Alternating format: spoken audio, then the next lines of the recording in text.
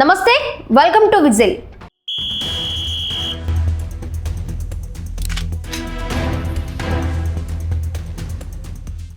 ఆంధ్రప్రదేశ్ ప్రభుత్వ తీరు మరోసారి తీవ్ర విమర్శలకు తెరలేపింది. ముఖ్యమంత్రి చంద్రబాబు చెప్పేదొకటి చేసేది మరొకటి అనే మాటను ఇప్పుడు ప్రతిపక్షాలు బ్రహ్మాస్త్రంగా వాడుతున్నాయి. నిన్నటి వరకు రాజధాని అమరావతి విషయంలో చంద్రబాబు చెప్పిన దానికి ఈరోజు చేస్తున్న దానికి చాలా తేడా ఉంది. అమరావతి నిర్మాణానికి కట్టుబడి ఉన్న ఏపీ సర్కార్ తాజాగా మరో కీలక నిర్ణయం తీసుకుంది. అమరావతి నిర్మాణానికి విరాళాలు ఇవ్వాలంటూ ఏపీ సిఆర్డీఏ అధికారిక వెబ్సైట్లో కోరడం ఇప్పుడు వివాదాలకు కారణమవుతోంది.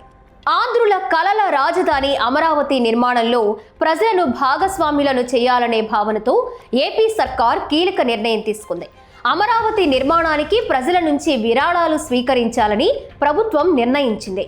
ఇందుకోసం ప్రత్యేక వ్యవస్థను ఏర్పాటు చేసింది.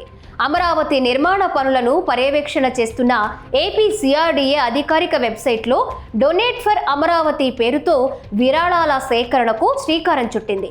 ఓ క్యూఆర్ కోడ్ను అందుబాటులోకి తీసుకువచ్చిన సిఆర్డీఏ దానిని స్కాన్ చేస్తే రాజధాని నిర్మాణానికి వీలైనంత నగదు అందచేయొచ్చు. విరాళాలు సిఆర్డీఏ అధికారిక అకౌంట్లో జమ అవుతాయి. ఇక డబ్బులు జమ అయిన వెంటనే ముఖ్యమంత్రి చంద్రబాబు డిజిటల్ సంతకంతో అభినందన రసీదు కూడా వస్తోంది.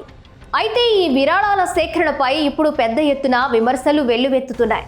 సెల్ఫ్ ఫైనాన్సింగ్ అన్నారు, తరువాత అప్పులు చేశారు, ఇప్పుడు చందాలు అడుగుతున్నారా అని సోషల్ మీడియాలో పోస్టులు పెడుతున్నారు. మరికొందరైతే 2016-19 మధ్య కాలంలో సేకరించిన విరాళాలు ఏమయ్యాయని నిలదీస్తున్నారు. అప్పట్లో ఇటుకకు 10 రూపాయలు అని అడిగారు, మరి ఎన్ని ఇటుకలు తీసుకున్నారని ప్రశ్నిస్తున్నారు.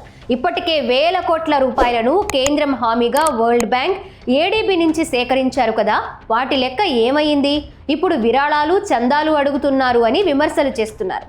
మొత్తానికి సిఆర్డీఏ తీసుకున్న నిర్ణయం పెద్ద వివాదాస్పదమవుతోంది.